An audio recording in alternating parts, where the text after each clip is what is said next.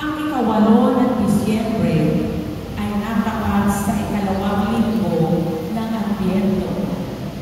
Ang dakilang kapistahan ng Kaligis-Dinisang paglilinggi sa mahal na Birhen Maria ay inilipat sa araw ng Lunes, ika-9 ng Disyembre. Bukas na po yun.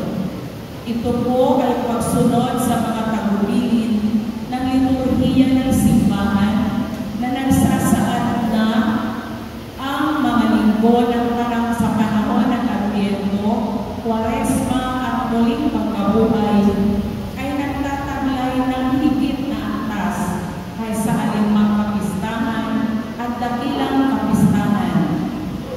Ang mga gawain po ay ang mga sumusunod.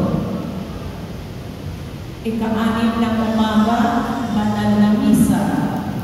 Ika-5 ng hapon, rosaryo kantada. Ika-6 ng gabi, banal na misa. Ika-7 ng gabi, prosesyon.